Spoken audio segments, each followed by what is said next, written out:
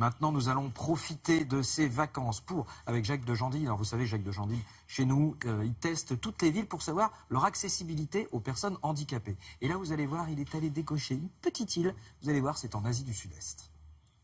Bonjour, et oui, nous sommes loin, très loin de la France, plus de 10 000 km. C'est Taïwan, en effet, que nous allons découvrir ce matin. Cette île mal connue chez nous est beaucoup plus près de la nature qu'on ne le pense et surtout particulièrement accessible. Regardez.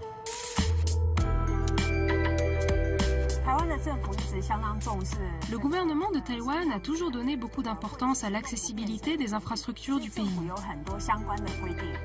Il y a beaucoup de réglementations pour le secteur privé et des subventions ont été mises en place. Bien sûr, le transport a été une des priorités.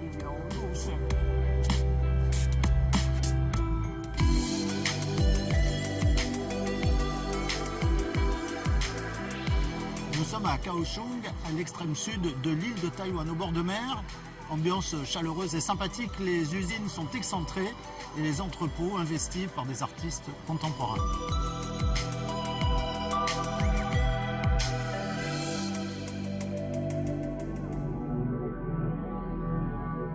Où sommes-nous, Christina?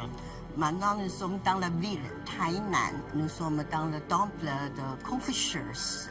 Ici, c'est le premier temple Confucius établi à Taïwan pendant l'année de 1665.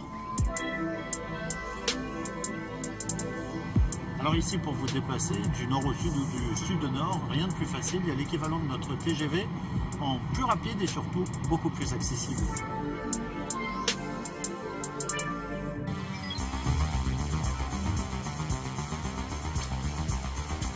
Nous sommes au mémorial Chiang Kai-shek, cet homme si connu et si populaire ici à Taïwan pour avoir essayé de libérer l'île et de la rendre indépendante par rapport à la Chine. Il a été le président de Taïwan depuis 1949 jusqu'à sa mort en 1975.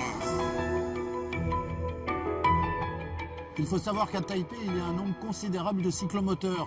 Même les personnes handicapées en ont. Ce sont des engins un peu spécifiques à 3 roues et elles ont droit à leur parking handicapé.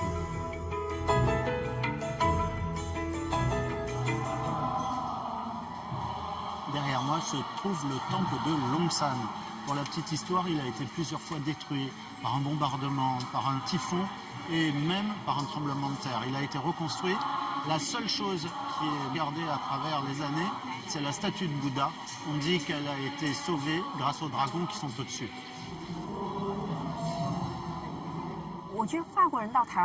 Les touristes français s'intéressent beaucoup à la culture et à la nature de l'île de Taïwan, mais également à l'aspect culinaire très présent ici. Certains, plus aventuriers que d'autres, peuvent essayer plein de plats inconnus.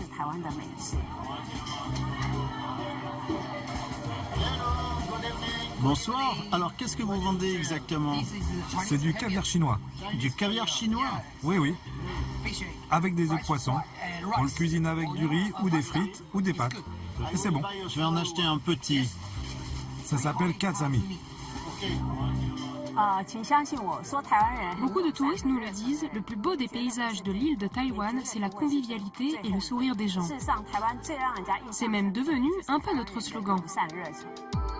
Voilà, ainsi s'achève notre très courte découverte de Taïwan. Une dernière information, une compagnie locale dessert Paris à Taipei en vol direct tous les jours.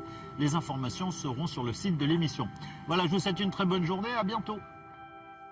À très très bientôt.